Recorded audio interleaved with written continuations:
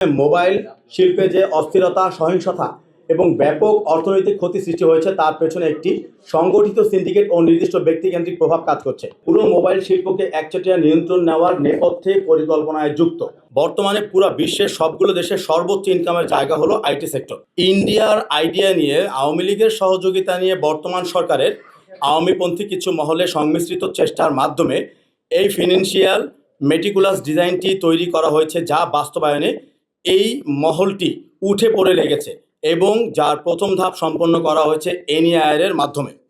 সেই বিষয়ে আমাদের আজকের প্রেস কনফারেন্স হচ্ছে এনইআইআর বাস্তবায়নের আড়ালে মোবাইল শিল্প দখলের অভিযোগ, মূল পরিকল্পনাকারী ও সংশ্লিষ্ট স্বার্থ গোষ্ঠীর ভূমিকা। প্রেক্ষাপট: বাংলাদেশের national identity equipment identity register ব্যবস্থাপনা বাস্তবায়নের মাধ্যমে মোবাইল শিল্পে যে অস্থিরতা, সহিংসতা এবং ব্যাপক অর্থনৈতিক ক্ষতি সৃষ্টি হয়েছে তার পেছনে একটি সংগঠিত সিন্ডিকেট ও নির্দিষ্ট ব্যক্তিকেন্দ্রিক প্রভাব কাজ করছে। কোকো ও শিয়া বাটারের ইউনিক কম্বিনেশনে তৈরি Natura expert care body lotion স্কিনের ড্যামেজ হিল করে, ত্বক রাখে সফট ও ময়েশ্চারাইজ। লুকিয়ে আর কতদিন, bye bye damage skin.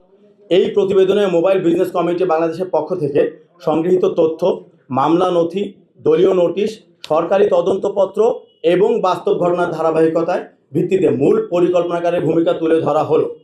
Number 1, অভিযুক্ত ব্যক্তির পরিচয় এবং প্রভাব। মোহাম্মদ জহিরুল ইসলাম, ব্যবস্থাপনা পরিচালক, স্মার্ট টেকনোলজিস লিমিটেড এবং অনর বাংলাদেশ। জহিরুল ইসলাম তথাকথিত 9 কোম্পানির মোবাইল সিন্ডিকেটের একটি গুরুত্বপূর্ণ অংশ এবং এনইআইআর ব্যবস্থাকে ব্যবহার করে পুরো মোবাইল শিল্পকে একচেটিয়া নিয়ন্ত্রণ নেওয়ার নেপথ্যে পরিকল্পনায় যুক্ত।